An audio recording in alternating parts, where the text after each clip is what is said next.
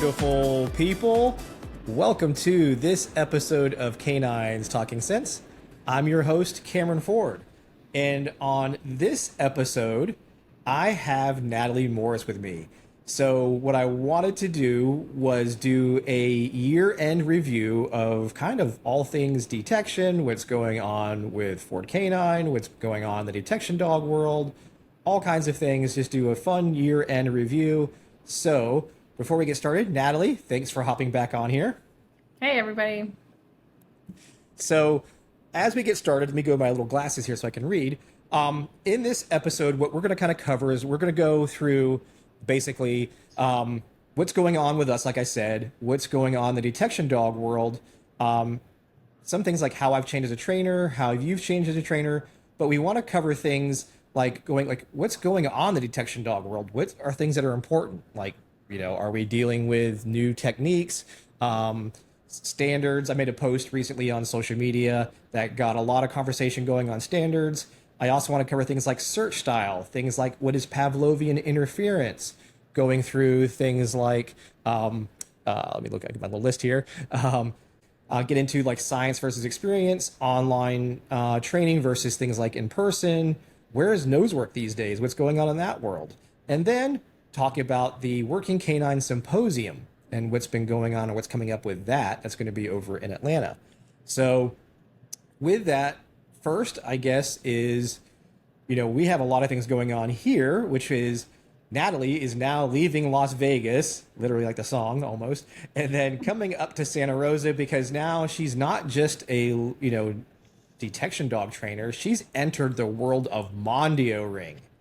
And she got herself a Malinois, and now she needs her full-time helper, Michael Ellis, as her decoy and trainer. So she's uprooting her husband, dragging him, unwillingly to, to Northern California, where it rains all the time. She's trading in the heat for all the rain that we have up here. I literally just got done letting the dogs out while I had a break between rain. Highly preferred. Yeah. So tell us a little bit about what's been going on with you. What's been new there? Since you have so much art behind you on the wall now. Yes, there's nothing now. Yeah, so we're in the thick of moving. Hopefully we will be all packed up in a couple days here. So that's what I've been doing for the last several days. My dogs are very confused with what all the boxes are. But I think they'll be happy to go to Dog Disneyland full time and enjoy the beautiful California weather. We will be very relieved after packing, although it does mean that we will temporarily be staying at my parents for hopefully not very long. Hopefully everything sells really quickly. So that will be an adventure because I'll have my 4 dogs and they have 2 dogs. But yeah, I mean, I guess the move really has been a big thing for me this year, but obviously lots of travel. We did lots of joint seminars together. I have my Malinois puppy who's going to be a year in January, which is like insane. I can't believe it's already a year. She's doing awesome. I am doing and kind of focusing on her sport detection development right now, which has been super fun. I've taken things really slow with her and sort of in reverse from how I would typically raise our detection focused puppies, our single purpose type dogs. Because I did a lot of obedience in her foundation that I wouldn't typically do. And I think it probably had its challenges if I had maybe started nose work earlier than I did, but because I waited for a lot of things to be kind of ironed out, it hasn't been a huge conflict so far, especially because I had all that initial step 0, my hunt development, which I think was super important for her because I do have so much handler focus. So that's been really fun. If you guys are in the gold group, you'll see updates on her. I was really good that first probably 6.5, 7 months of videoing every single nose work session I did with her. So it's kind of cool because you can see her progression in real time. But yeah, I guess that's kind of some of the newer stuff with me. Yeah, we'll dive into some of that, like things that you've learned now that you have a Malinois whose focus isn't going to be just detection. It's going to be a lot of other things. So we'll get into that. And like you mentioned there too, there's been a lot of travel this past year, clearly. And I want to thank all the people that have had us out, do these different seminars, from our detection seminars. Yeah, we were our host. Yeah, and our cognition stuff. So yes, thank you to our host. Yes, I know Natalie loves clapping, so I had to add some clapping into there. So yes, thank you to everybody that's had us out. We look forward to everybody that we're going to in 2025. That list is already pretty long. There's literally what, like a couple spots of openings Yep. left, if any. So that's kind of your shout out now. If you're listening to this, if you want to book in 2025, get a hold of us sooner than later because those things are filling up. Yep. So kind of coming back to that part about, you know, those things about our journey, especially in the past year, that's changed.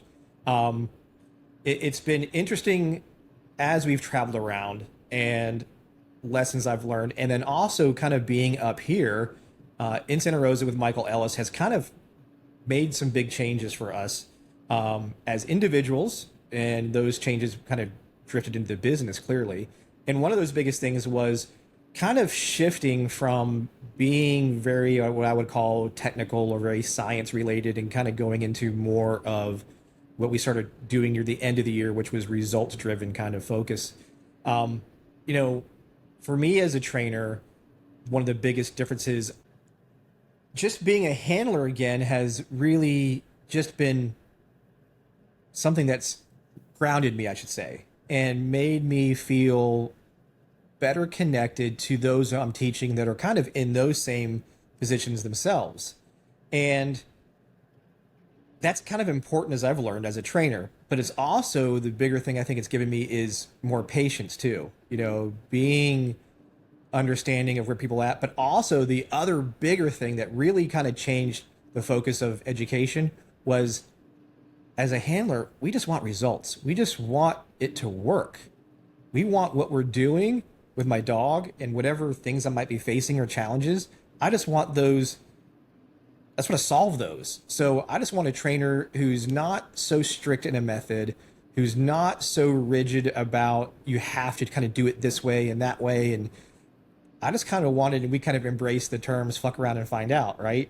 We wanted to get people to realize it's okay to try some things. It's okay not to follow so and so's exact strict methods, including my own. And that's why I felt it was important to make those changes so that way we're connecting more to the students and more relatable. And, you know, you kind of come at it a lot from the sport community, even though you do a lot of work with me now on the professional side of things. But what are some of the things that you've seen or gone through as changing as a trainer yourself? Just in this evolution, I know for sure you've definitely changed and you've done some stuff because we've had some fun, lively debates as we've made some changes over the year. So I want to hear your point of view. I think the biggest thing that I went through this year was just being more open to looking at things maybe from sort of an updated lens, or I should say a less extreme lens. So, we had that whole pairing conversation this year, which was always something that because I came from that initially and I see a lot of the pitfalls, to using that um as your main, method for dealing with almost everything. That was kind of cool. I enjoyed seeing that come around and understanding some of the benefits, or kind of embracing some of the true benefits of it a little bit again, and even playing with that with some of the teams that we've been working with, where I certainly would not have done that before.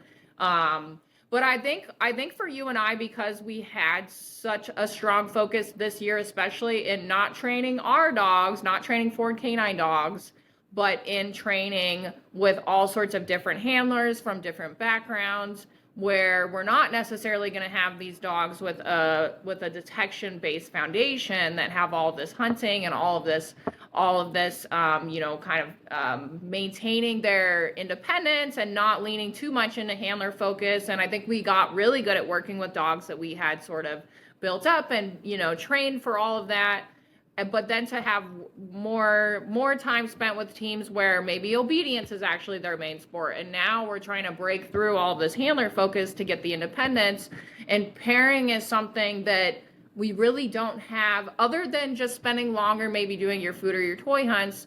you really don't have any tools in sort of the delayed conditioning procedures to deal with a dog like that, other than just kind of working through it, which can be very challenging for newer students that, maybe aren't going to have the snappiest timing, or, they're going to make some mistakes. So I think pairing really was a great bridge for a lot of our students this year, and it was cool to embrace that. And I also did lots of stuff with the pre-MAC this year, because we had that pre-MAC webinar.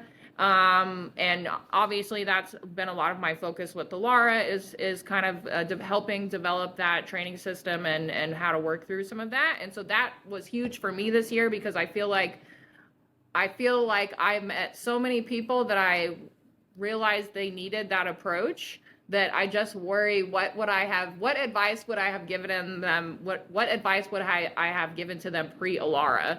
Like, if I didn't go through what I went through with Alara, I think I would have been missing a lot of the really crucial points that you need to be considering when you have a dog with that kind of hunt drive. So those were maybe the two biggest things for me this year: the embracing pairing, with some parameters, and then really helping people work through the pre-MAX stuff and getting to share all of the lessons that I learned with Alara. So let's dive into that, because that's a big one. Because in the detection dog community, obviously delayed conditioning is the newer method, let's say. It's only been, shared, well, I don't know. I mean, it's been around a long time, but it's only been popular. It hasn't been widely embraced. Yeah, it's only been popular now since in the past 5 years. So with that said, I struggled with this, but pairing has been around a long time. Pairing, simultaneous conditioning, the technical term, meaning putting reward with odor and then fading the reward away over time. And as you mentioned, we were dealing with students and some of the struggles that came from that, whose dogs needed that a little bit. They needed some of that pairing to go on. And there was that internal dilemma that we had. I was more apt to go to the pairing model faster than you, simply only because I had a big history of it, and you kind of wanting to really focus on, hey, this is delayed conditioning can work. We just have to be patient with it and get ourselves through it. Right. But it was fun to have that conversation with Michael Ellis, because when we asked his opinion, he brought up a really good point. And that point was delayed conditioning becomes very operant in nature. And what I mean by that is the dog is basically offering a behavior. And for example, so a good friend of ours, Paul Bunker, and other trainers share a technique where they put like a tin down. The dog looks at the tin. When they stare at the tin, then they drop food. So that's, at the end of the day, it's an operant thing that's happening. And it's not really heavily focused towards odor, like Michael said. In many cases, when you watch dogs doing it, whether it's the box that we were using or you're using these little tins, either way, it's the same exact concept. Right. But the biggest thing that he brought up, and when he brought it up, I said, he's absolutely right. There's little to no sniffing going on. It's literally the dog is sitting and staring at an object. And the more training I would say the dog has had in performing behavior, the less sniffing you get, to where, when we did some of it with one of Michael's dogs, and that dog's like almost literally holding its breath, doing a perfect indication, but there's nothing it's indicating on, because it is literally not like, it's not odor anyways indicating on. It's just giving us a behavior at an object. Yeah, exactly. Yeah. And what I would see is the fallout that came from that. The fallout that comes from too much operant behavior. And like you said, in some cases, dogs came to us with a big history of nothing but a lot of operant training to them. And again, just various listeners with various backgrounds and experience, operant behavior is just doing a behavior to get a reward. And this is the field of detection. So I really want to emphasize that sniffing and searching is really, really important. So even though we did step 0, we did hunt games, and we developed searching separately, we kind of lost some dogs who maybe didn't have that step 0. We didn't train them. They came from their other backgrounds. Yeah. And when people watch things online, whether it be YouTube, social media, etc., they may not be seeing the entire picture because they're seeing it from their lens. Where we're in a position, because we're in the business that we're in, we're able to see lots of different dog teams, lots of different backgrounds, and we are starting to see some of the issues that people would bring up to us, and we'd be kind of struggling, especially if they were contacting us remotely. Like, why is this happening to them? So that was an enlightening period of time for us, and that was probably like the springtime where we were like, hey, let's get this figured out. Let's maybe not put ourselves in one box only. Let's say let's do both. But I loved the way that Michael explained it, and I'll say it the same way, is, you know, how much of it do you use? How much pairing is appropriate? Well, it's very dependent on the dog, right? So what we started really focusing on is we wanted to pair as little as possible, as much as necessary, and that also meant the reward item. So if I'm using food or a toy, I want to use the least amount of food or toy I can possibly can. So if it's a small, tiny little piece or a little chunk or whatever it is, and have a much higher volume of target odor there, that can make pairing better. The second part of that is for how long you do it for. That's critical. And what we really got more into was helping people understand you don't have to pair as long as some programs did. Some professional programs do it for like 2 weeks, but they're training every day. Other programs, like in sport, will do it for 5 weeks, but they're only training once a week. So either case, depending on the dog, and the more motivated the dog is, the less amount of time you have to do the pairing. So you can get away with some dogs only doing it a little bit of time, maybe a couple sessions at most, and then you can go right to the odor and they understand it. But the downside to the delayed conditioning that we hadn't highlighted until this year was the dogs were offering behaviors, not really getting as much detection, which reminded me of a conversation I had with Jerry Bradshaw a couple years ago, where he was really highlighting those who did only delayed conditioning before they went into search work. And I agreed with him. Like we had a good little debate on the K9 Paradigm podcast where we kind of went back and forth on that. And once I explained to him, no, I do lots of searching in the beginning, he understood where I was coming from. But what we kind of experienced and what we try to share with all of our students now is you can do both. But the biggest thing is, if we do pairing, we want to do it at the appropriate level. So the appropriate amount of reward with the appropriate amount of time that we need to do it for. Yep. That was the biggest takeaway that we had. And you have the ability to fluctuate without the fallout. Yeah. Yeah. And same with the delayed conditioning part of it too, is dogs that are already great hunters, but are also a little bit operant. We don't need to do a whole lot of that was the next thing that's changed too, was what we kind of referred to as our step one, is we were using one box for longer than I felt we needed to. And I kind of came to that realization during the year as well, was like, hey, maybe we're on one box for too long. Maybe we need to go to 2 box like pretty damn quick. Like one session of 1 box, just so they kind of know the box is a fun place. And then very quickly put 2 boxes out. 1 box has the odor in it, 1 box doesn't. So that way they're quickly making a decision based on odor as the most important thing. And again, that's another thing that happens quite a bit.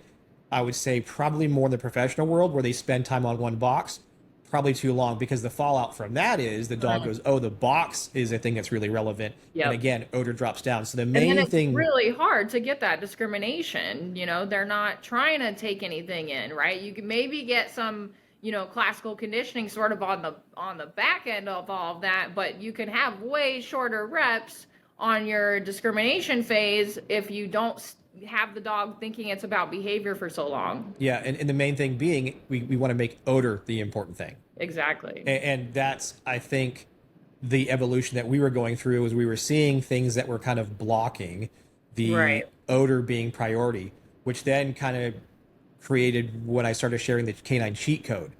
And the K9 cheat code was another thing that was very enlightening for us to want to basically put pen to paper. In this case, was this year the first year that the cheat code that we really shared that? I know we started focusing on it in when we were in Muscatatuck. So that was last. So Muscatatuck a couple of years ago, that would have been 2 years ago now, because it's been now 2 years since I've been there, came about because of a conversation. We had a drug dog handler reach out to us that had competed in a competition, a police dog competition, and due to the size of the area, they had to combine the bombs and the narcotics into the same search area. Now, thinking logically, drug dogs should only be responding to drugs, bomb dogs should only be responding to explosives. What had happened, though, that day was dogs were alerting to either or. And that highlighted the cheat code problem. The dog was going, okay, these smells don't belong here. Oh, they're in a canvas bag. Oh, they're hidden. oh, there's another dog here. And all of these things were happening in front of the odor being the important thing. So that inspired me to kind of break down that cheat code into like that step by step. First thing being the thing that doesn't belong in the space. Oh, that's the target odor. I put my Mhm. training aid out, so it doesn't belong there. Number two was, oh, it's got a known human scent associated to it, or rubber gloves. Number three was, as soon as the first dog runs, there's a dog scent there. Then after that, we go into it's contained in a certain way. So whether it be the canvas bags or the plastic bags or whatever it is, there's a lot of commonalities to that. And then handler behavior kicked in. When a handler saw a dog sniff something longer, then behavior came in. And then the last thing, which technically isn't the last thing, but it was, which is odor. But the other part they added to that later on was time, search time. A Right. lot of teams would find their first odor within a minute or less a lot of Yeah. times. And, It and was in the a big issue professional on world, that's a the problem. sport side of things for sure. What's that? Big issue on the sport side of things for sure because we're so predictable with our time frames. Yes. Well, and it was the same thing was happening on the professional side was training was really predictive to Right. the finding something fast, but the Right. real world for them was completely different in a lot Yeah. of different disciplines. So with that said, that created the cheat code and that was really helpful. And it kind of broke it down so we could all, I don't care what detection discipline you were in, you could relate to that. You could Yeah, understand that, definitely. yeah, that was something that I did. And then we started sharing how do we start removing those cheat code pieces if we can. Now, I would say in the sport world, the cheat code is always going to be there. There is no getting rid of it. It's actually part of the entire thing. You're always going to have multiple dogs. You're always Hmm. going to have somebody out there that's going to put it out. That's probably known. It's going Right. to be your odors are pretty stable in the sense they don't. No one's trying to mask them. No one's trying to put Right. them in dryer sheets and motor oil and all these different things to hide it. But the handler behavior was really a big thing, and that led us to the what I would say the next topic I wanted to get into, which was the communication sequence, the criteria that was really a big problem for a lot of teams that we worked with. We kind of got into the reward mechanics and reward timing. Those that were using markers, those were using direct reward. I'll let you go into on the sports side first, talking about one of the most common things with, obviously because you guys have to call out alert and the things that kind of happen from there. People would say, oh, yes, I use a marker system. But what was really happening was what? Go ahead and kind of tell us what you saw there. Yeah, so markers are still kind of a controversial thing on the sports side. I think just because our old, sort of tried and true methodologies really kind of dismiss markers or even recommend against them. And so that was something that we see a lot. But the biggest thing to remember when it comes to markers, and I always tell my students this for any type of detection, but if you're not using a marker, that means that something in your body language is going to become the dog's predictor, right? And we can be very predictable. So that reaching for your bait pouch or your alert and the judge's yes call and all of that stuff can start to become predictive of reinforcement, which is going to make it a marker. But if we are not control of when that marker is being delivered, that can cause big problems for us. As well as if our marker is something physical that we're doing, that means our dog is going to be trying to watch us to catch that physical cue. And I would really rather my dog feel confident and comfortable that I'm going to be able to hear my marker, so I don't need to orient to you. I don't need to be looking at you in order to receive and understand that marker and get my reinforcement. So, I think the biggest thing when it comes to the marker stuff is you're using a marker regardless of whether you have an intentional one or not.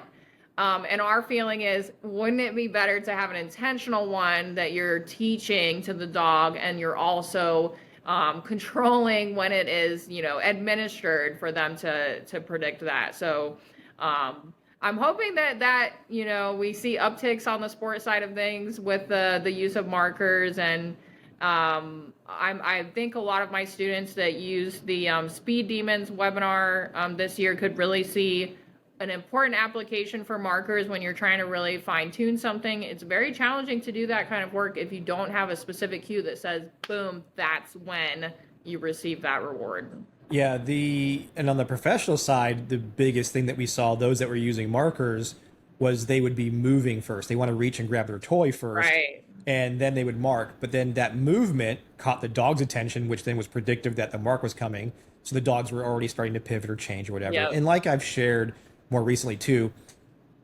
I stopped caring so much about really perfect, pretty, cosmetically appealing indications because the real world never really allows that.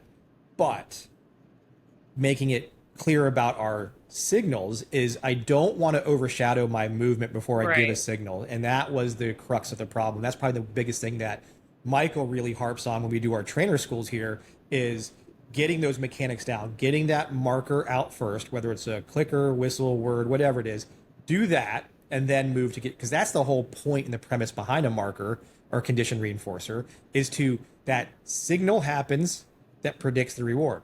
But if you move, then that signal is your movement, not the one, like you just said, you're purposely doing, like your word, whistle, or Right. click, that's doing that. So those are things, and those that are listening, practice. Make sure that you're not reaching for something first before you give your marker, because that's hands Yep. down the number one breakdown in that sequence that Absolutely. happens.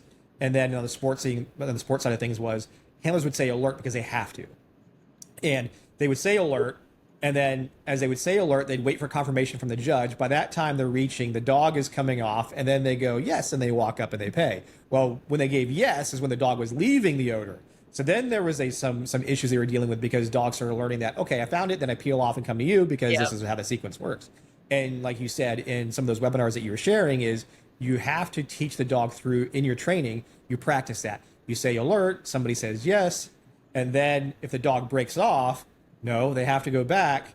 And then once they go back, they realize, okay, I wait here. And we start actually, which is good, making the word alert not make them break away like a lot of them were. So that was some of the Right. things that you can work on. And the key to that is doing it in your training, making sure you're practicing it there, Yep. getting through that habit, not just doing it on your competition day when it was If happening. anything, I want my alert call to be like a keep going signal. Keep doing that behavior Yeah. and reward will be coming. But Yeah. if you come off, then you're going to lose that. And we have to be consistent. You know, if you're having issues in your training and you're seeing those issues come out in trial, if you are still trialing constantly, if you're still going to trial every weekend, you're not going to be able to clean up those issues because you're constantly showing the dog in this aspect you're allowed to do, you know, X, Y, and Z, and in this aspect, in this, you know, area, you're not, or I have different rules for you. Yeah. The which leads into, since we're on that communication topic, the other thing that we started sharing quite a bit, which has been really helpful for a lot of teams, and I took this from my friend Florian over from Kinotech from Austria, was the end of search signal. So we all give a command or a signal to go search for the dog, whether it's search, seek, whatever it is, go find it, whatever. But we never have one that says you're finished, like all done. You know, sport world, very different. Sport world, you guys say finish, and that ends up being a signal inadvertently for the dog that you're kind of done. In the professional world, the question comes about, well, if I say all done or I'm finished, the thought process by someone we were introducing this was, well, my dog's going to stop searching. So the answer is yes and no. It's really just a signal that means we're stopping for this second or for right now. But what the beauty of it was, I could capture something that's not a marker that I really like. Let's say my dog was searching really, really good, and I wanted to reward what that dog was doing.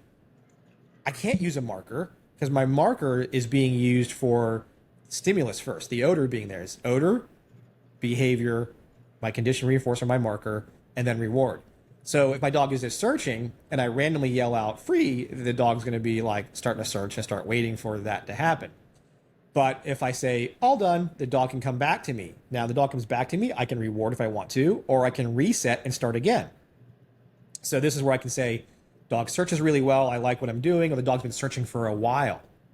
So instead of a very long search, I got to constantly put drop aids out, meaning that I have to put an odor out because the dog's been searching for 30 minutes or 40 minutes or even longer sometimes. And I want to keep that dog motivated.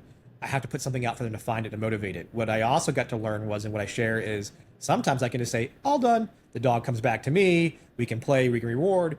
And the conversations that came from that was, well, what are the downsides to that?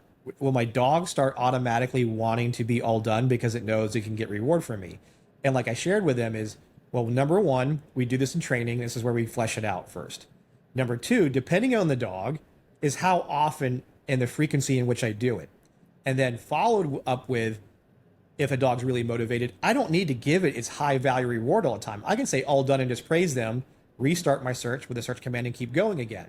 But those little micro breaks actually had a lot of value and help reinvigorating or motivating the dog that might get more mundane in the long or prolonged searching. They kind of go, wow, I've been searching for a while. Nothing's here. This is boring. But adding those little breaks in there actually reinvigorates the dog. Instead of having to stop your search, go put a drop hide out, go search the area again, the dog find it. I'm not saying don't do that. I'm just saying in combination now, we have another way to communicate. Communication is what's essential. This is what works best for the dog. So the more clear our communication is, and doing something as simple as just saying all done is really helpful. And I shared those, or the all done, in a couple of videos that I had shared on YouTube and stuff like that. And I implement it with my dog. Do I use all done every single time? No. Do I use it probably 80% of the time? Yeah. But that's based on my dogs. Again, you have to find the right level of doing it, but it's super important that we have, again, we have a signal to start and we can have a signal to end. And again, maybe even for a safety purpose, I can also do a recall here, get my dog to come back to me and reward that from time to time. So it's actually, I got three options. I've got three ways to communicate. We're starting the search. I can stop you for a safety purpose or a recall, emergency recall. And I can also stop you because I want to stop it, because I've seen you search the area. You've done really good. The whole space is searched. Good job. This is where we can also start rewarding blanks more clearly. So if I search 3 or 4 rooms and it's a complete blank search, my dog's done a good job. It searched the space it needed to. I've been happy with that. I can say all done, and then now I can reward. I can reward for that really good car search, multiple room search, whatever it is. And as we talk to more handlers, especially on the professional side, a lot of them kind of admitted they did that anyway, but they weren't doing it consciously. And all I wanted to share with them was, let's do it with a purpose. Let's have a beginning and an end. And if I do have a lengthy search or a search that is blank, I have a way to signal the dog that we're all done, which now allows me to reward the dog for that work. And that helps. That's now where I do it. It depends. I mean, the dog doesn't know the end of my search area. I signal that to them that way, we're all done. You search these 3 rooms, 5 rooms, whatever it is, all done. And I can walk outside, take the toy out, and go play. But by just giving them that signal, it's better than not. Now, again, addressing the concerns that come up is, well, what if I've searched these 5 rooms, I say all done, but on our way out, what if I walk by something I missed?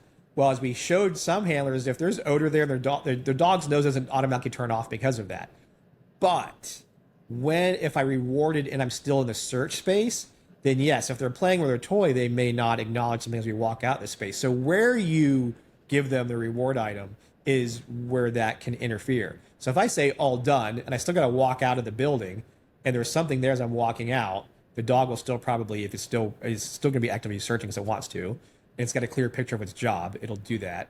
But I wait to reward till I walk out of the search area. So therefore, I'm not at risk of giving my dog a toy, walking through the search area that's still in play potentially, and my dog's got the toy. So, and that would be a context that you would need to practice and show the dog in training, because even if just like markers, even if you didn't have a specific verbal that says, hey, we're done, the dog is going to take some kind of contextual cues like, oh, I got my toy, or you're not paying any more attention to the dog, you're just walking. And so if you have like a bomb dog or something like that, where if there is odor there, we need the dog to respond to it regardless of the context of the search, then that's just something we have to practice, right? Yeah, and you hit the big thing. So many of these things, everything that we do, we have to flesh it out in training. We have to show this dog in training, this is what happens. Yep. And then that is the same thing I'm going to do in reality, whether it be a real deployment or a competitive search. I'm going to do these things, but I'm going to do them in training. So that way there's less difference between training to reality. Absolutely. And that's, I think, another area that we fall off sometimes is we do things in training that we never do in reality, or other ways around. We do these things in reality that we never do in training. So the dog doesn't know, like, it's never seen this before. And as, again, I use this saying from Michael, that's a violation of contract. Right. In training, you keep doing it like this, but in reality, you don't do this. So a big common one in reality that happens is handlers were saying, oh, I don't reward on a deployment search. And I push hard against that a lot of times because first, number one is, well, why wouldn't you, if your dog is well trained, why wouldn't you reward in reality? And of course, the response is, well, I don't know what's there for sure. What if I'm doing this for something else? It's a concern, but again, back in training, if you've done proper training and you have done proofing and distracting, and the risk of your dog indicating on something non-target is much lower. If you don't do those things, then yes, your argument is valid. Yeah. But number two, getting back to making training like reality, well, then I make sure in training I don't reward on hides too. Right. Not all the hides, but I show the dog that, hey, there's sometimes you're not going to get rewarded when you find something in training. The problem on the professional side is training is we reward every single time. Reality, I never reward you. And that distinct difference creates some issues that handlers deal with in reality. Their real searches aren't necessarily as good as their training searches. And on top of that, training odor gets reinforced, which is this packaged a certain way, which is never packaged in reality that way. Your drugs or your explosives are never packaged in these perfect little pristine plastic bags, canvas bags. How many times has anybody found drugs in a Velcro topped nylon bag from Rayon? Never. So what I need to do, though, the bigger picture that I need to do is show the dog that, hey, in training, sometimes you're going to indicate and you're not going to get rewarded. This is back to what we just talked about a minute ago. This is why condition reinforcers markers are really important, because I can mark you and I don't have to pay you with a high value reward item. And I can show the dog that I'm doing this in training, and some would call it variable reward schedules, and which is true. But then when I go to reality and I do that, the dog isn't feeling like I violated that contract, right? You know, because in training, they're getting paid all the time. On the reality, they weren't. But if I balance that out better by in training, showing them that they're not going to get paid every single time. So when I go to reality, that becomes a little bit easier to deal with. Yeah. And in my experience, are experienced dogs that are ready to start having a variable reinforcement schedule, they are not offended by not getting reinforcers sometimes. Like you would think you would have more of that upset from the, the violation of, oh my gosh, I thought I was going to get paid. But I think an important thing to remember, especially when we're talking about professional detection dogs, there is a lot of other stuff driving our detection that's not just about what we're giving the dog at the end. At a certain point, dogs have their own intrinsic interest in solving the odor puzzles, their own interest in finding it and in satisfying the hunts, right, that they've been doing. So there's a lot of other stuff helping maintain the reinforcement. There's a lot of self-reinforcing aspects, I think, with a more experienced team. And then we are coming in and adding additional reinforcer to that. But it's not as challenging to start doing that variable reinforcement schedule as I think a lot of handlers would think, certainly as I thought it would be when I first started implementing it. I've been talking about it a bunch, and we've been, kind of teasing you guys with it for probably like the last, 6 to 8 months. But there will be a variable reinforcement webinar that I'm putting together. I have it partially put together, but then we had all and everything else going on, and moving. So as soon as our house is empty in the next couple days, and we're kind of going through the holidays, I will be working on that, so you guys will have that, because it is something super important on the professional side to implement. On the sport side, it's cool to implement. It's fun to do. It makes it kind of like a game. And the biggest mistake that I find that people make when they're starting to try to implement that variable reinforcement schedule is we just change the ratio too quickly. So we have to remember, if we were on 100% continuous reinforcement schedule, we're not going to suddenly ask the dog to understand 50% reward, right? No. We have to slowly bring that down. And that's what the webinar will help you guys hopefully understand and see, how do I implement this without, the repercussions that could come if we do it improperly? Well, that dovetails right into the questions we get from the experienced handlers, like who haven't done this before. Well, when I tried to mark my dog wouldn't even leave the area, or it came off real quick and tried to run back. And, how do I deal with that? So one of the things is, if that dog has been doing this for a while, then that's going to be harder. So what you need to do is you got to be prepared. That goes back into our P's of training that we set up, a lot of our progression plans that we share with everybody, which is the biggest thing that I tell them is, okay, be prepared. So what's my objective? Well, what I'm going to do is we're going Right. to introduce one of these hides is going to be a marker, but no reward. So what I need to do is when I mark, I'm on leash. So my dog, so I can mark. The dog comes to me, and I'm like, "Good boy, good girl." I just praise them up real quick, and we move on to the next area. I don't give them the opportunity to go running right back. Now, some Right. dogs are going to do that and try to run back, but if you engage with a dog, you can move into the next search. That next search will have a find pretty quick. So that way it goes from I worked for a while, I found something, I got marked, I came over to you, you didn't give me anything, I really wanted to go back, you took me right into the next room, I started searching, oh, boom, here's another odor right here, I found Yeah. it, mark, and got paid. Yeah, so the And way that I'll be sharing it on the webinar is starting with containers. So, for me, it's the sport type plastic containers, but this could be suitcases, on the professional side, whatever. But that keeps us kind of searching in a nice, clean, nice, clean pattern with our containers, and then gives us the opportunity to quickly have another find that the dog can make where they, if you did have some initial like, oh my gosh, where's my toy, how come I didn't get it, there's another odor fairly quickly to draw them in, and then you can pay that one, and they start to understand, oh, okay, it's not going to be paid every time, which is going to increase our dog's intensity, right? They're going to be excited. Oh my, okay, this one didn't pay, maybe the next one will, and we get actually even stronger searching behavior and an even stronger indication when they do encounter odor. yeah, and that's really, really important that, it has to be done, like you said, incrementally. You're not going to go Yeah. from 100%, like you said, fixed ratio to all of a sudden 50%. So only two out of the four. You got to break it down. And I think I did an Right. interview earlier this year with Dr. Simon Gabois, where Mm-hmm. said that exact same thing. You take it from Yes. 100% down to 98%, down to Yep. 90%, and so on and so forth. So it's a gradual progression down. But as soon as you Right. do it, the dog understands, okay, Yeah. not every single time, but it's also not starkly different. Like under this context, lights and sirens and on the side of the road Right. means I'll never get paid. But over here, now again, I'll have handlers go, oh, no, no, no, we do training. We go on the side of the road, we do that. You act different, and your dog knows Yep. you act different on real calls. So Yeah. let's teach the dog the entire concept. The concept is I don't get paid every single time. Doesn't Right. mean it's a contract violation. So that's where we really address the problem, get it solid, and then move forward from there. And, as I go to the next topic, I'll get into blanks here in a second. I want to take a second and thank the sponsors who've really helped us out this year in the podcast. Get Sent, Gregory sending us things that we share with all of you guys, the sponsors of our show. So Get Sent, also K9, Dr. Michelle Mon, those who don't know, it's where the tags come from. She's been really amazing at making sure that, a lot of our students get to see the tags, get to use them in the classes. Thank you for being a good sponsor of the show. And then Precision Explosives, Todd and his wife Chrissy have been, sending us different things to test out and been amazing sponsors for the show. So again, thank you to Get Sent, Psy K9, and Precision Explosives for being a sponsor for us.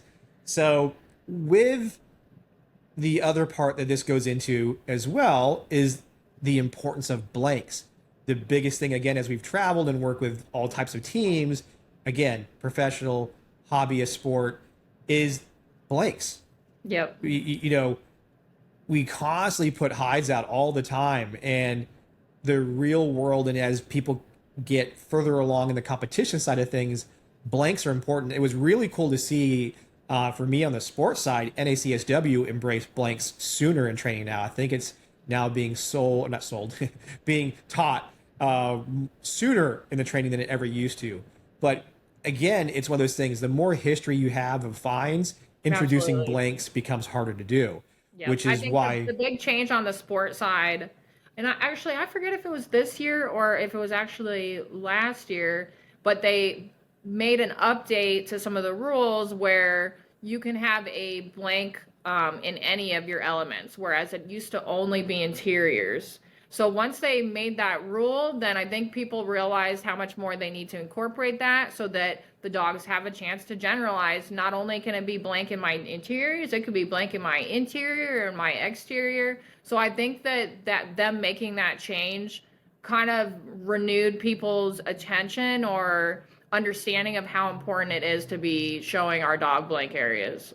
yeah, and it was funny. You know, I've been known as the king of The blanks blank guy, yeah, for for a sure. long time. And Yeah.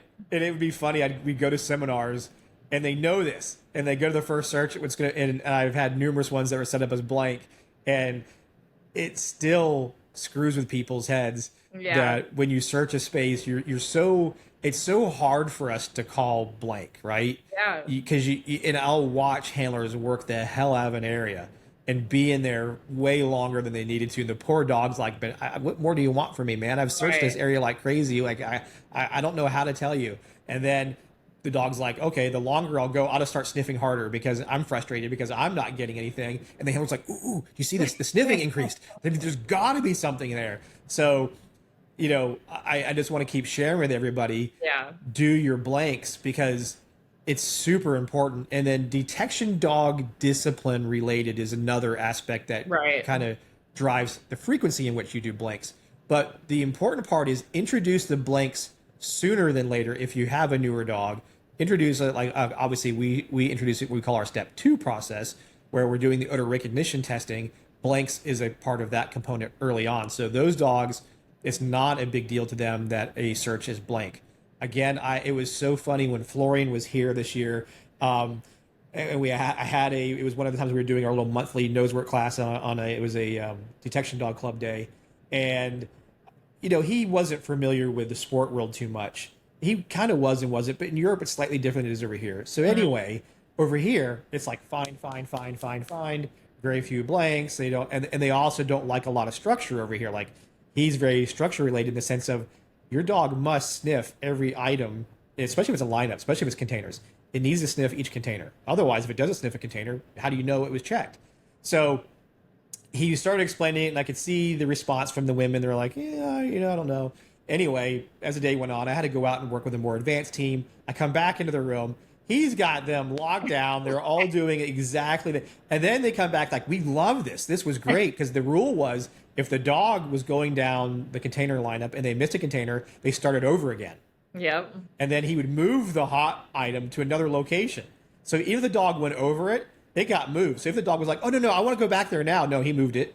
So it was really cool. And then in those runs would be blank runs. And then he'd show them how to reward that and how to engage in that. And so that was really good. And so you're even able to do this if you have a veteran dog. But again, start off with a simple context and whether it be suitcases, containers, etc.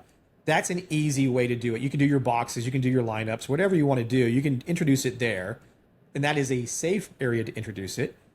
But introduce it sooner than later. And if you have a veteran dog, go back to a fundamental area, like again, we call the odor recognition or step 2, where you just have the boxes, the pipes, the wall, whatever. Introduce your blank runs there.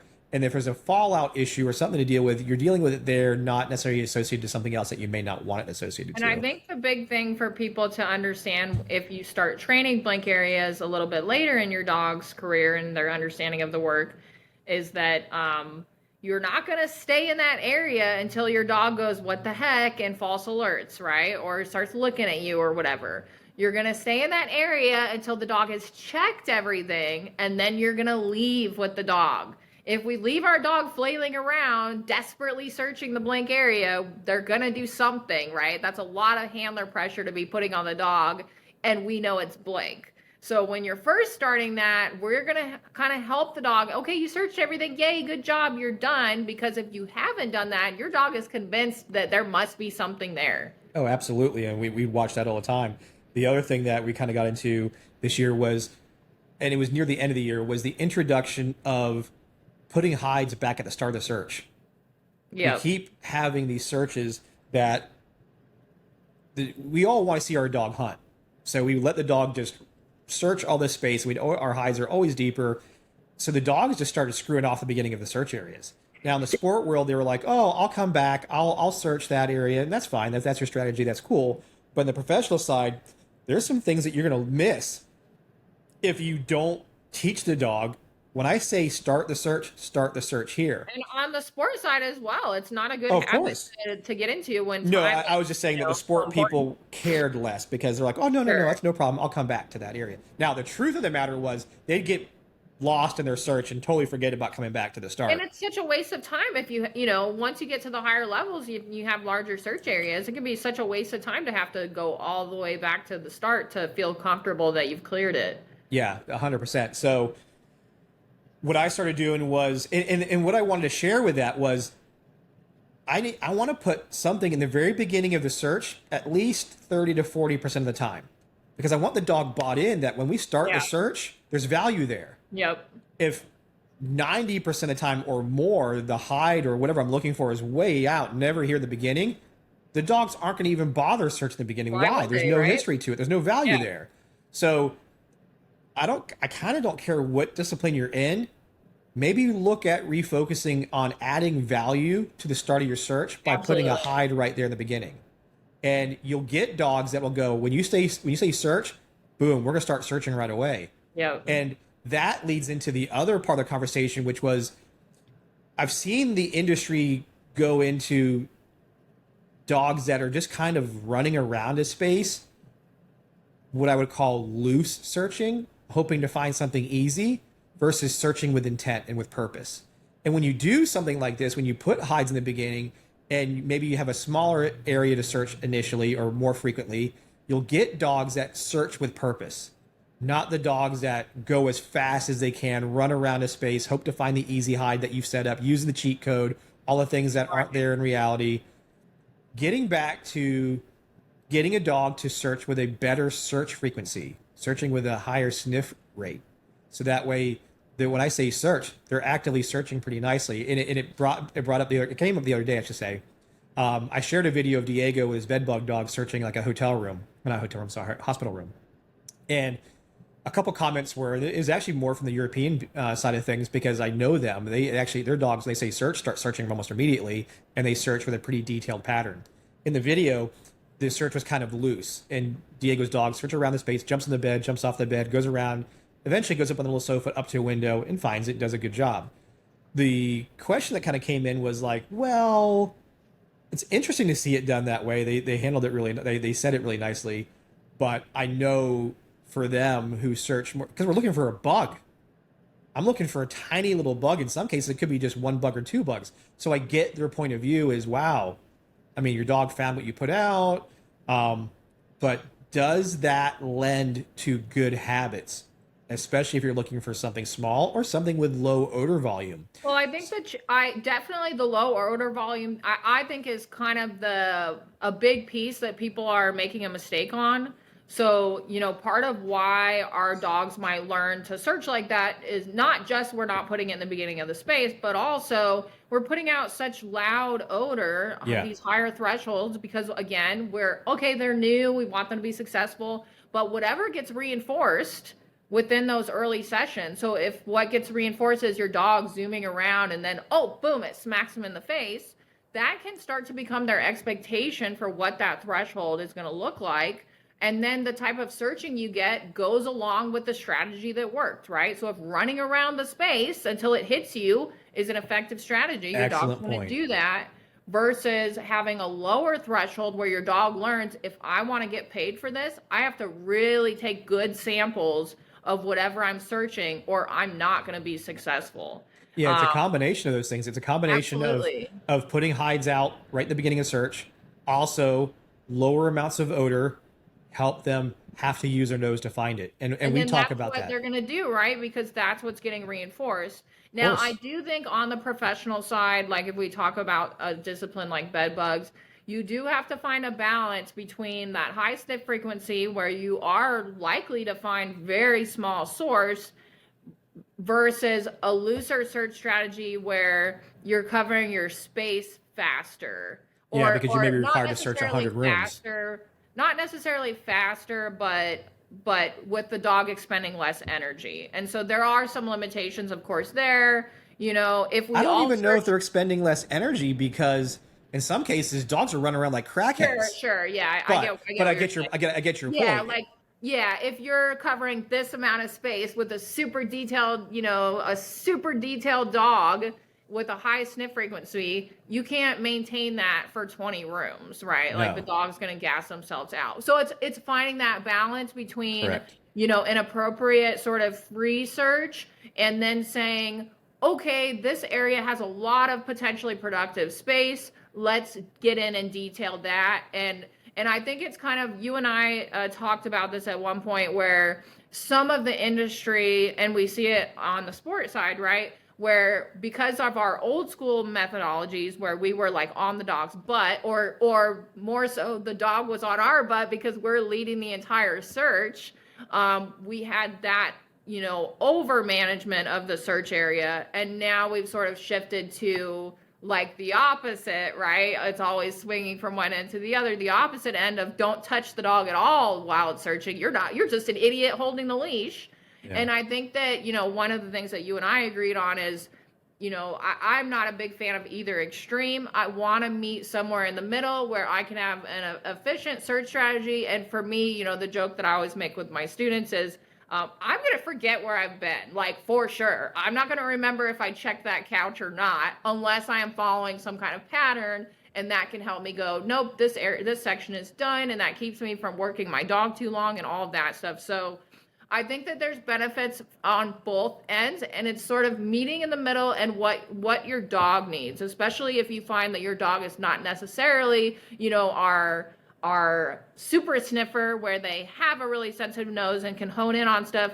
If you find that they struggle with lower threshold stuff, then you are going to have to make the accommodations for that in your search style. That might mean that you need to detail more with that dog. Oh yeah, I mean, right now I can already hear my cadaver and bomb dog handlers right now going, I'm searching 200 acres. There's no way I'm going to detail, or the bomb dog handler, I'm going to search a parking garage with 300 cars. Yeah, right. No, we get it. But and to your point is, do what's best for your detection discipline. But even in those ones where they do have to search a large volume of space, there's still value in making sure I search right at the beginning of where I start. Yes, because absolutely. You could have, Murphy's Law. The spot you stand in is right where it's at. And if you, again, looking at your training records, looking at your history of your training, if a 80% or higher, it's always way out in front of you, there's little value to the dog at the beginning of the search. It would be a waste of energy. Yeah. So for them, we do need to, even though we're not saying search with a high sniff frequency per se, because of the space you have to search, but you could still put hides in the very beginning of your search from time to time to let there be value. Absolutely. And when I say start, and make sure we're sniffing when we start. Need to be doing that. I should probably have threshold hides for Gus 70 to 80% of my searches, even if it means that I have that there and then I'm working something more complex down the road, in my later part of my search. But if I'm not showing him those thresholds more than half of the time, because he has so much intensity coming into the search space, he's not going to want to stop unless there has been a high frequency of finding, of having that be productive for him. And I just wanted to say, when we talk about like, well, I have 60 rooms to search, I hear that a lot from handlers. And a lot of times it's, how can I conserve my dog's energy or this or that? And I think one of the things we have to remember as an industry, and I would love to see us push back on it a little bit, is this idea that, oh, well, however much space they give you is what you have to search. Just because they say, here you go, you got 120 rooms. Well, our dog may not physically be capable. Are you having multiple dogs with you? Do you have 3 dogs with you? So you can be mixing out, switching out dogs to maintain the same type of work, because otherwise room number 1 is not getting the same search as room number 60. Like there's just no physical way, are you the same at 10 o'clock in the morning after your 3rd cup of coffee as you are at 4:30 when you've done a whole bunch of work? No, you're not going to have the same energy. And I worry sometimes within the industry that we maybe don't advocate for our dogs enough to say, hey, if you want me to do 120 rooms, that's going to be 2 days worth, or you're going to have to hire another dog to come on, because my one dog is not physically capable of doing the type of work you want them to do for that length of time. Speaking of advocating for the dogs, you're going to take me down another wormhole here for a second, is because we get these Zoom calls, right? And you get 99.9% of them. The things that, because me and you debrief a lot of these Zoom calls.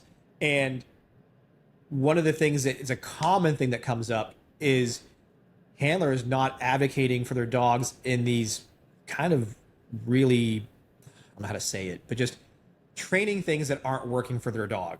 Right. That Like are, within a group setting or something like yeah, they're that. just being told this is the way to do it. And on the professional side, the things that come in is if you question something, you get about one or two times of asking a question, then you become a problem. They don't want to deal with you anymore.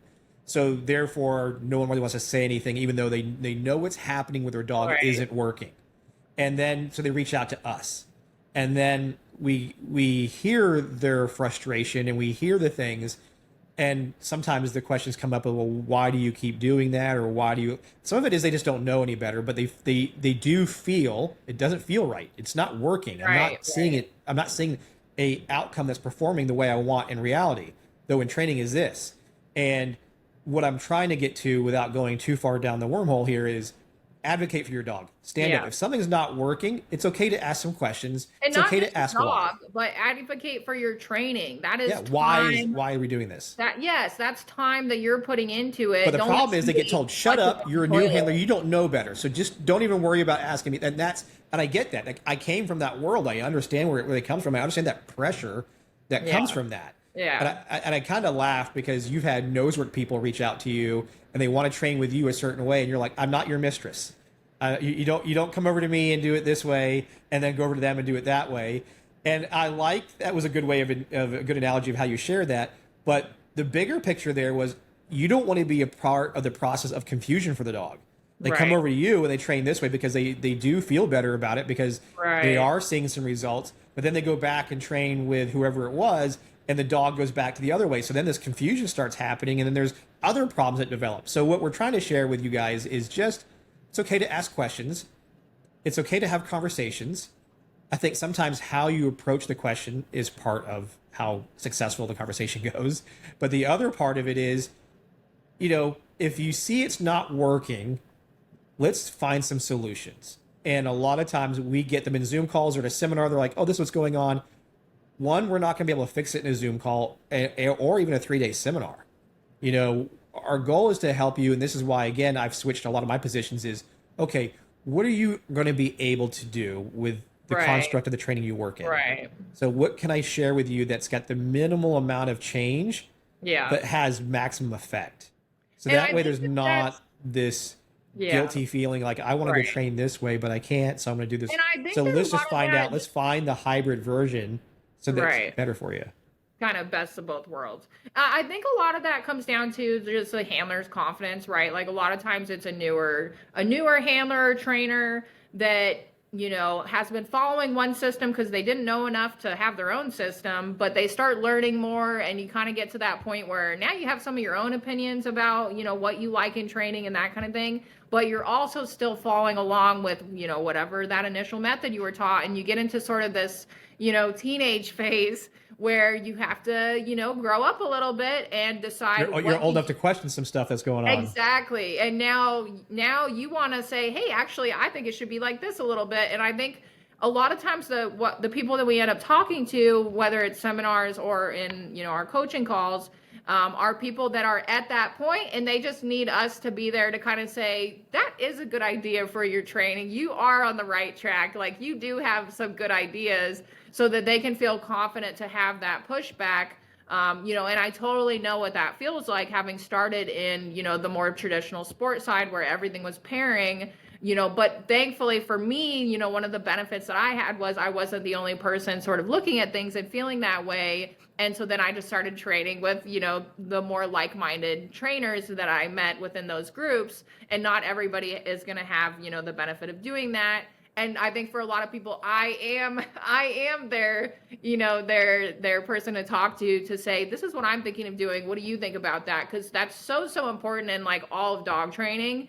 It sucks to do it totally alone and to not have somebody to bounce ideas off of, or somebody to say, no, that's a terrible idea because these are the things that are going to happen. Oh, oops, I didn't think about that. Or even just to give you your, your own type of advice. So that's always a fun part of the Zoom calls. I like working with people that come from different methodologies and seeing that growth and advocating for your dog and really starting to, kind of put your foot down when it comes to things you don't think are going to be beneficial to your training. I think it's just part of, that baby trainer development. Yeah. So let's move into some of the things that we've seen kind of trending in the detection dog world, maybe on social media, other places, and just what we've seen in general, like we keep talking about. One of those is the trained final response versus reading your dog. We're hoping to get this webinar out with Stu, where he kind of goes into that, Stu Phillips from the UK. But, there's a contingent in the detection dog world that really, I asked this question on social media the other day too, why is the trained final response something that's so sexy and so bought in on social media, yet there are vast numbers when I asked the question, like it was a high 85-90% of people answering like, I don't give a crap about the trained final response. I care about reading my dog and knowing there's something there. And the funny part was, in the professional side of things, that trained final response was something that was hammered into us for a long time. It's shifting, which is good. And we all know that reading the dog was the most important thing. The real world environment many times prohibited a trained final response in the way it's trained. The funny part was, just yesterday, someone actually posted on there like, well, we get hammered in court if we don't have a trained final response. And my answer was, name the court cases that focused on that. And there isn't. The U.S. Supreme Court never has said what the trained final response has to be. It's what's readable by the handler. Was predictable, repeatable, reliable. And what you have written in your procedures, correct? Well, that's okay. So getting legally into it, I'll share, like my friend Annie Wyman uses the word a demonstrative change in behavior that and I've added predictable, repeatable, reliable, because those are the things that you can say, and what you're getting at is your training records. Right. But the Supreme Court has basically said your training records is what if you're writing down, this is what I see each time. That's predictable, that's repeatable, that's reliable. These are the things that I know when my dog is in odor is doing these things. This is why it's different than smelling dog pee or food or these other things. So sometimes, and this is where the dog's uniqueness comes in. What it can't be is, it can't be something so subtle that if anybody else is watching, they have no clue what happened. You're like, oh yeah, my dog alerted. And you're like, I didn't see shit, man. What are you talking about? Well, the dog's left nostril twitched twice. That's how I knew. So it needs to be overt in nature, demonstrative, as Andy would say. And it needs to have some kind of predictability and reliability to it that I know. I know it because, like, I'll use Ammo, for example. His tail will wag, and then it slows down and starts to stop. And then he locks up. That's his, for me, predictable. Whether he's in a full locked up, tense muscle freeze, or he's kind of in a loose freeze. If odor's there, these are the things I'm paying attention to. The rapid sniffing first, followed by his tail movement, and then his body position. Now, what happens is, in various professional realms, they won't reward until the dog goes into a sit position. And if odor is doing something funny, or it's at a distance from the dog, because training was so frequently the odor is like super close to the edge. But all of a sudden, reality, it's not there, or it's masked in certain ways. The dog's processing it like, I smell it, it smells different. So therefore, they may not go into a trained final response. And again, this is sometimes a failure in training to do that. And I ask the question all the time in training, why aren't you packaging your training aids in a way that matches ways that's trying to be hidden? Now, sometimes there's restrictions, but you can get creative. If you think outside the box, pun intended, and go into, I can take my training aids and I can wrap them in dryer sheets, or I can do something, or I can get scent tubes that are already impregnated with odor. I can do these things that mask it, show my dog something different. Yeah. And then that difference is then, again, going back to condition reinforcers, markers, I can mark something because I know it's training right now and it's okay for me to know there's odor in this training evolution. I'm going to mark and pay that. So the dog gets more confident in these differences and goes, okay, so I did smell the odor, but there's a bunch of other crap in the way. Or it's not on the edge. It was 8 feet high or 4 feet deep, so I can't get to it. But you'll still reinforce me for telling you it's there. And what happens, the biggest folly that occurs is the handlers, because it's training, go, well, I'm not rewarding until they sit or do the thing that they do. And the dog's like, I smell it. I'm not sure. My handler's not doing the thing. I'm not getting rewarded. I've left. I've come back. I'm not. And then the handler's like, God damn it. Your little ass better sit down or I'm not paying you. There's that disconnect. And that disconnect devalues odor. We start putting the trained final response above the odor. And what we really should be doing, especially when there's a change in what's going on in the odor, let's reinforce the odor. And then I can send you back again, do what we call a double dip, go back again. And maybe on this rerun, have you do or make you do something stronger. Right. And like I try to tell everybody is like, look, in my priority of things, I care about hunting. Hunt your ass off, hunt good, hunt with purpose. Second thing is know what you're looking for. And knowing that odor in the myriad of ways that it's going to be presented to me. And I have to show that dog in training all the potential possible ways it could be shown to them. High, deep, masked, all these different things. And then third, if you do find it, if it is present, all I really want you to do is stay there. I don't care what position you're in. Do your predictable, repeatable, reliable things. I want you to stay there. In the beginning, you don't have to stay there very long. But as you get better with this, I want you to stay there longer and longer and longer. And I may want you to do a position if that's what I really like. But I don't need to require it if all of my training has been these really simple hides, large amounts of odor, lazy searching, and then all of a sudden I show them something that's now 8 feet high, and I'm like, why is that little bastard sitting? I don't get it. While you're not getting paid until you do, you might have a problem. And again, I want to prioritize odor. Searching and odor. These are my number one and number two things. I want the dog to understand those are the things that's really reinforcing, and I will reinforce these other things too. But if in lieu of that, or if I see you struggling, I'm going to capture those things. And that's super important. And I think that's where the social media world that shows all these dogs like locked up really nicely and really intense, and then I can walk up, I can pull the leash, I can have balls on the ground, or I can have the Kong here, I can do all these things I'm doing. Man, that shit don't happen in the real world. You know, I can do that 10,000 times in training. I can search my little wall, my boxes, my pipes, and the odor's right there. That's not the realistic picture. It's good for fundamentals. I'm not saying it's bad. I'm just saying you can't expect that that's going to transfer from there to the real world without some help and some reinforcing of some additional middle steps before I go there. And I think that's where there's too much of a jump. It goes from this world over here where it's very simple to all of a sudden complexity, and I expect the same result from my simple basic training. And what happens when we start having that imbalance where the trained final response in the dog's mind becomes more relevant than actually finding odor is you start getting false alerts. I see this all the time. They start having a false alert issue, and then that's when they reach out. And the reason they're getting false alerts is because they've started to kind of disconnect it from odor, because they are requiring it in situations that the dog has not been trained to do that yet, right? They don't have the confidence to respond to odor, and then you're requiring this perfect sit, and the dog is not at a correct level in training that it's going to be ready to do that with, whatever that different picture of odor is. And if we don't have that middle stage where we say, you got it, and build that confidence, the dog is not going to understand the picture we're telling it, and we're going to start to see false alerts develop because the only thing we're paying is the behavior. And let's get into the other thing that we learned this year that goes right into this. And that was when Doc Hilliard came out for Kinology, and he was sharing with us Pavlovian interference.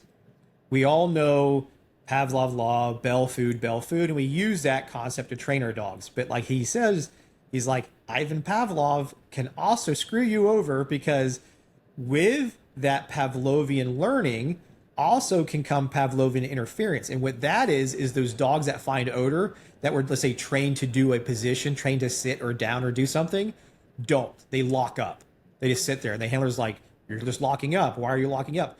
And they view it as, in some cases, disobedience. And what it really is he highlighted, that's Pavlovian interference.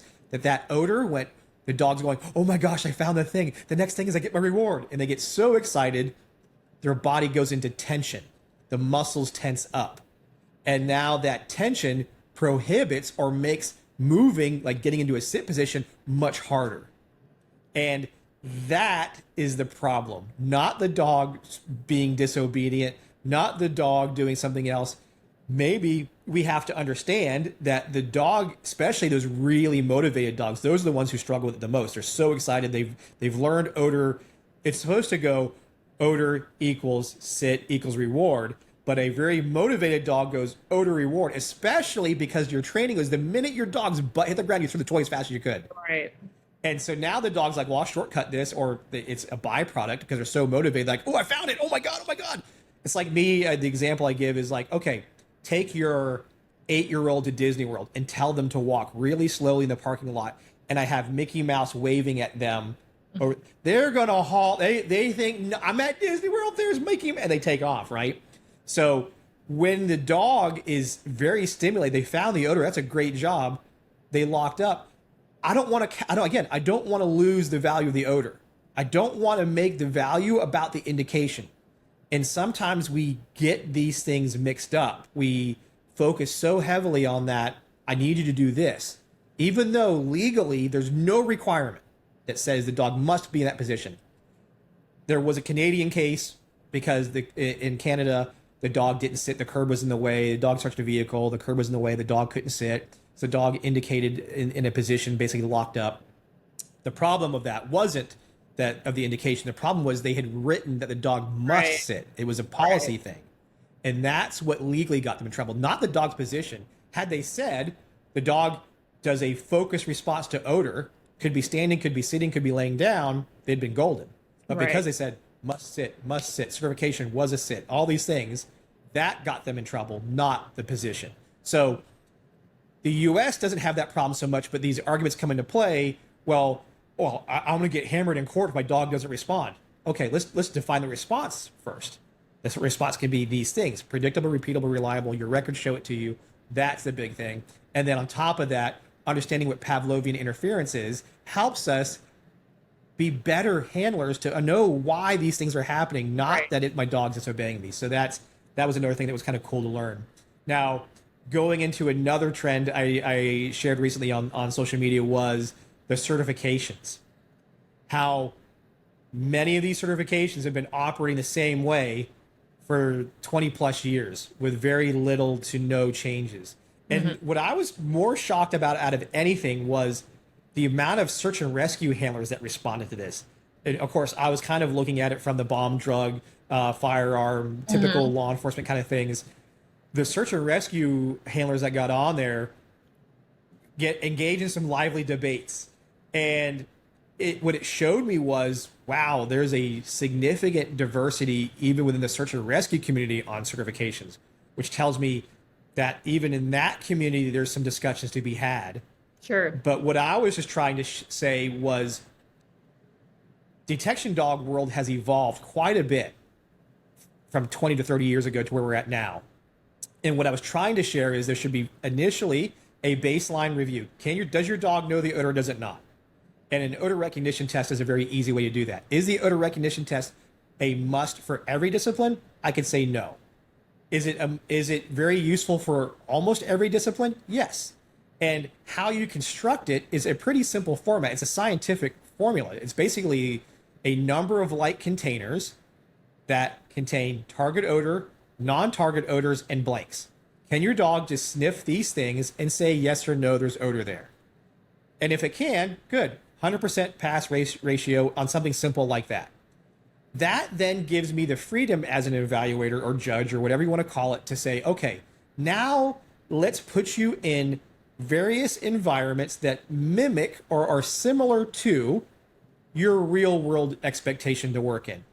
And in those should be a 0, a controlled negative at some point. The whole search, one of those searches, you should be doing multiple venue searches. So whether it be vehicles, open areas, buildings, packages, luggage, whatever it is. At my discretion as a judge or certifying official, one of those areas should be a 0. And could you successfully tell me it was 0? That is part of this evolution versus 5 rooms, 2 hides, 5 cars, 2 fines, handlers knowing the answer of how many hides exist in their search area regardless of the size, and no distracting or proofing areas placed in these certifications, or very rarely. Now, there was plenty of people that say, my organization does that, and that's great. I love organizations that do that. But a lot of those organizations that do that are the small organizations. I'm talking about the bigger ones that kind of drive the industry. Yeah. Why aren't they doing these changes? And again, this is some of the search and rescue people brought up stuff. So I found it really interesting that the various communities had different takes on it. The other part that was really interesting that came from that conversation was the importance of evaluating handler skill.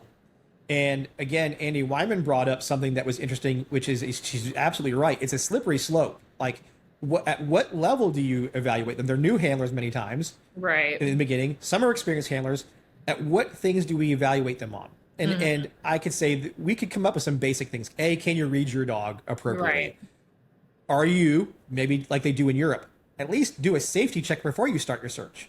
Are you getting a good, we call situational awareness of what you're searching and what hazards are possibly there, and can you identify them? And then the next thing is, what techniques, we don't want to turn into a competition. I don't want to start judging you on, oh, you held your leash this way, a certain way. And did you do this? And did you do it fast enough? And all these things. No, no, no, no. I'm just looking at, do you understand the concepts of what your dog is telling you? And do you employ a good search strategy? Meaning that you did a good job, you searched the area, or did you just get hyper focused and you missed something very obvious or blatant because of that? And that isn't a fail or pass situation. But in my judge's notes, and this is where Andy's point is going to be, because if you start annotating some things like this, it could get called into question in court. So what we want to do is still evaluate handler skill and knowledge, but there deserves to be conversation Absolutely on how we do this. And there's going to be different skills that are needed in different disciplines. Right. And this is what's so cool about ASB, OSAC, NIST, that are writing up these best practices, which is a conglomeration of professionals within the industry, practitioners, scientists, and legal experts.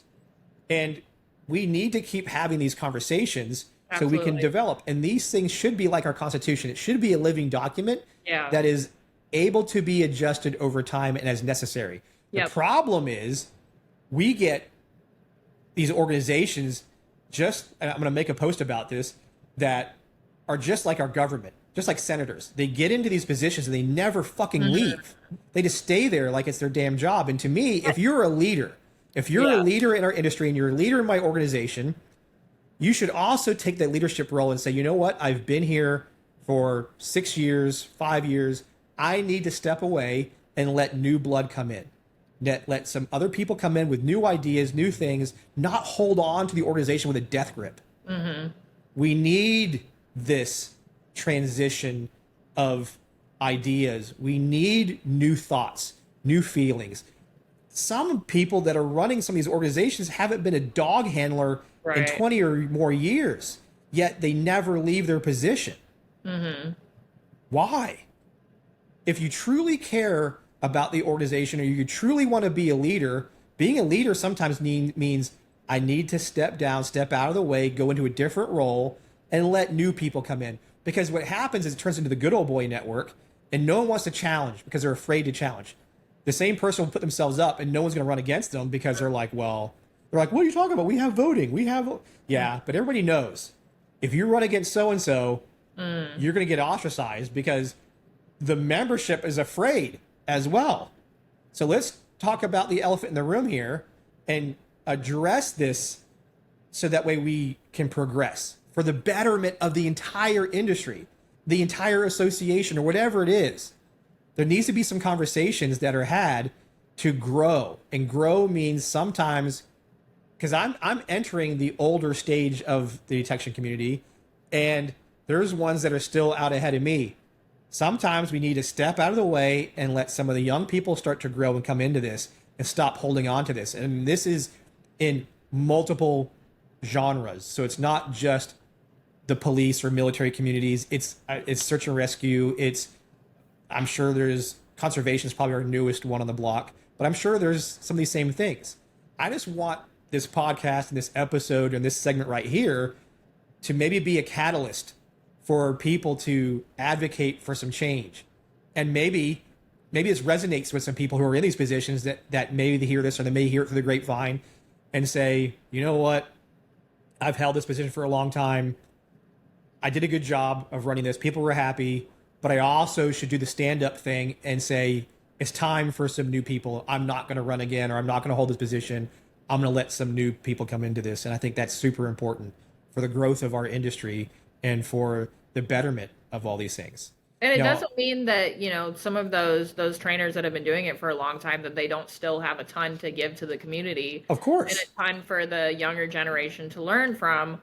I think the difference just is in, that leadership role, right? Where you're kind of pushing it forward. And it makes sense for some people that are going to be kind of in the thick of their career, for that further iteration of whatever updates come, and especially with the science and all of that stuff that we see progressing all the time, where like you say, we're in that renaissance period. Yeah, I mean, this goes into this thing that I'm seeing, this trend that's happening right now quite a bit, that so much of the learning is going into remote mode, meaning that everything's online, online, Mhm. online, online. Though there's all these different, and we're part of it. I'm the first to say we are absolutely. So as I say this out loud, I know I am one of the ones that's sharing lots of online content, lots of online material, because I know I have to. That's because of COVID brought us to this world.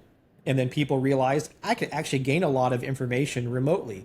But I've had great conversations with Michael. Michael's the reverse of that. Michael, like, yeah, I've had to force him, in no sense, I won't say force, but we've had to really shove him into this world, because for him, the value was in person. And he's absolutely right. And many know this. Many know being in person and learning is got a ton of value. There's so much you're going to get by being there versus sitting on a computer screen or a phone or whatever. I understand, and I'm an advocate for online learning. I do look forward to, because right now technology's gotten cheaper. It's easier for people to get really high speed cameras and microphones, and computer programs are easier to share knowledge and information.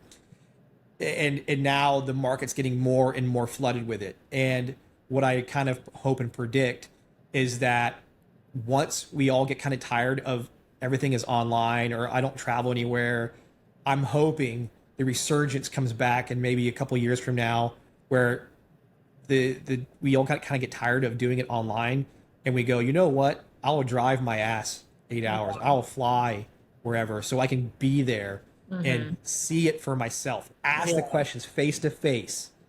See these things, because there's so much value in that hands-on learning that Yeah. I can't give you through a Zoom and webinar.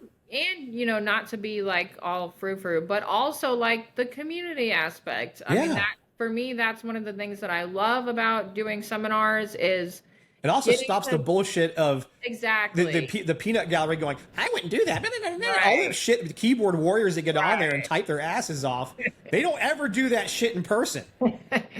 If they do, we can have an open conversation. I'm But all that's for it. Let's yeah, and talk that's where person to you person. become a member of your community, whatever that local dog community looks like. I just feel like that's such an important aspect of being a dog trainer is Yeah.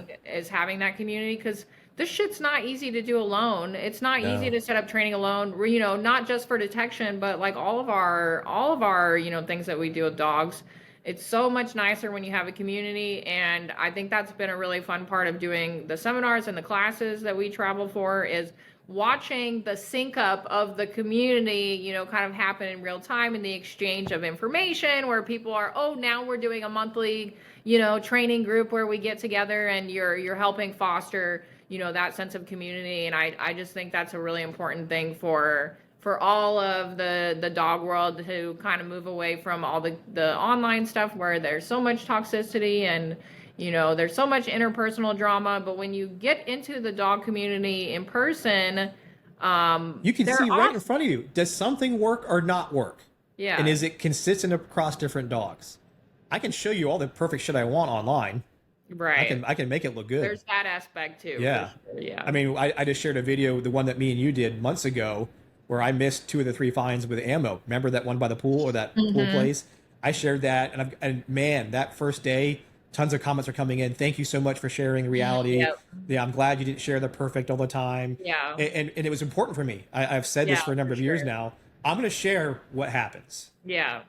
I mean, of course, do I want to be perfect all the time? Yes. Have I reshot something that was a complete shit show? Yes. Most times when I've done that, it's because I've screwed something up, not the dog. But my whole goal in 2025 is to keep, hey, the camera's on, it's rolling, and it's whatever happens, happens. Yeah. Other than a complete foobar of my, you know, technology or something that just makes it not work right, or just isn't filmed correctly or whatever. But Me working my dogs and doing what I'm doing, it's going to be raw. It's going to be real. It is what it is. And in those things, I hope discussions come up instead of this perfect. Instead, like you said, the Yeah. toxicity that like, oh, I wouldn't do it that way. Yeah. Da, da, da, da. But that dovetails back to it's let's when we can show up in person. I mean, we got seminars in January. Stu Phillips is flying over here. I want people to come in person. This guy shares stuff for real. He shares he gets a lot of fines for the type of work that he does, but he's the first person that when we're there, we're going to share what happens. It's not perfect. No, we all know there's no perfect dog and no perfect handler. So now on that topic, let's just jump into force free versus balanced trainers. No, I'm just joking. I'm not going to go there. I think that has been hammered pretty good on social media. Yes. So I'll wrap this up with, I wanted to share, speaking about in person, was the Working K9 Symposium, which is, again, it's a be heavier science-based one. I just jumped on a podcast. I don't know if it's out yet. It was me, Paola, and Nathan again, but me and Paola were talking about the firearms and the research that we're going to share there. But there's tons of great presenters, lots of great classes, lots of people all coming together for a great seminar in Atlanta. It's called the Working K9 Symposium. I don't have a link. I'll put it in the description below, but go check it out. If you can get there in person, you're going to get lots of what we're talking about. In-person discussions. Is it going to be nerdy and sciencey and really, yes. But if you go there with an open mind, some great things can be learned, and lots of up-and-coming research is being shared that's kind of helping guide us in us practitioners, dog handlers, that gives us information. I'm the first to say science is useful. It's not the end-all be-all, and many scientists are going to tell you we don't know all the answers yet. But science does kind of give us some now validation of certain things, or makes us kind of reconsider some things that we've done for a long time. So those are important things. So go check that out. Check that out, and if you guys come find Cameron and I and introduce yourselves. Yeah, I think Dr. Melanie Uda is going to be there. She's now moved up here to Santa Rosa. I mean, this is turning into K9 Silicon Valley up here, but she's up there, or she's up here. She's going to be there. Yeah, so 2025, since bringing up Dr. Melanie Uda, we have lots of little things coming up, like we talked about. There's the seminars that we're going to do, results driven. I also wanted to share, we get asked all the time about trainers classes. We have the one in February. There's literally like maybe one spot left. Mm-hmm. We also have, you and I were looking on the calendar. We may do another one in the fall. But for all of our friends down under, we are going to have one in Australia. We're going to be doing it with Dave Wright and Ilsa over at Dog Force Australia. I'm going to get the area of the state wrong, but I think it's in New South Wales. I know it's not too far from Sydney. It's about an hour and a half drive from Sydney where they're located at. But we're going to do it there. So if you're in Australia, we're going to do the 2-week detection dog trainer course down there. Another thing, you and I haven't told you this yet. You know how we talked about doing a handler class? And in kind of the uniqueness of like, how do we do this? And, we're not having the dogs. So I came up with a solution. I'm just going to call it an advanced handler class. It's a class focused on handlers, and it's going to be a 1-week class, and we'll just focus on helping you get better at being a handler. If you're new and you have some experience, this is for you, because I still want a spectrum, but it won't be a class of starting at 0. It won't be like show up, your dog knows nothing. We won't have the time to do that. Even a 2-week class isn't even remotely close enough. But I wanted to do something for handlers and focus on handler skills. It's not necessarily a trainer's course, but it's a handler course. And that's what we'll be doing. That's one of the things that we'll try to squeeze in 2025 as well, but definitely the following year, because as Natalie has highlighted to me many times this year, if she's moving her ass up to Santa Rosa, she's not going to travel all around. So these are ways that we will begin doing more things here at the school. It includes the trainer classes, these handler classes, but we'll still have lots of webinars. We've got some fun ones scheduled, like you mentioned, the very reward schedule. The additional steps. So we already shared step 0 online. That video is online. That's like 21 hours of video. I want to say like 14 of which are Michael talking about a lot of foundational stuff. Step 1, step 2, and step 3, we have filmed.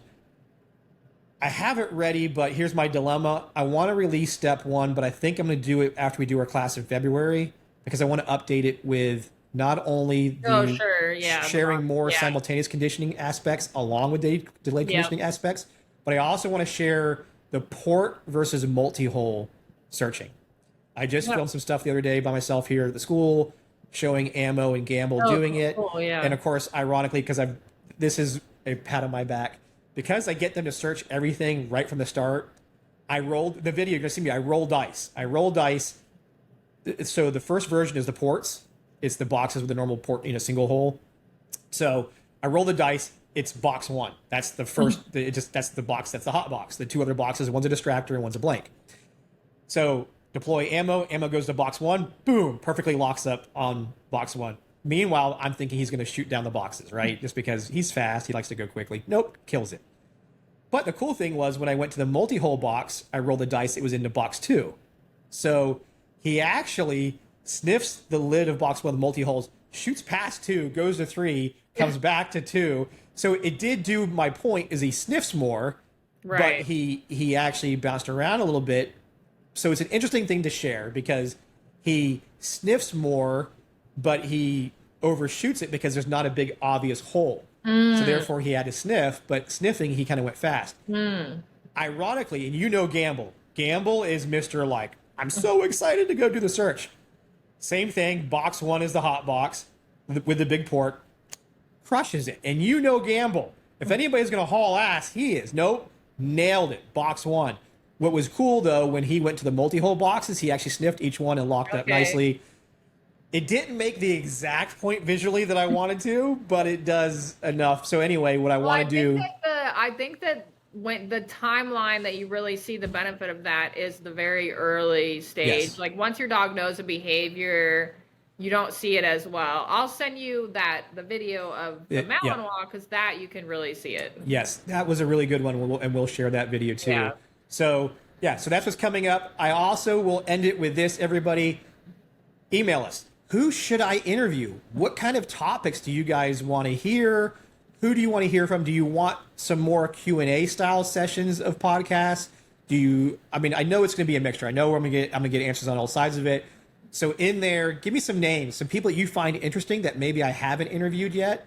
It's funny though. I have people all the time. Have you interviewed so-and-so? I'm like, yeah, episode, whatever. Go check it out. So before you throw a name, before you email us and go check the list, go see who we've interviewed. And even so, if you have and you tell me in the email, yes, I know you've interviewed this person, but I loved it. I want to hear more from them. Great. I do want to hear that. So, but I'm also curious. I want to hear from some other people. And I have ones in my mind, but I want to hear from you guys. You guys are my listeners. And I want to hear what's important to you. So do you like the format that me and Natalie are doing right now, where we talk about topics that we see going on, things trending, things that we see, and of course, obviously guests?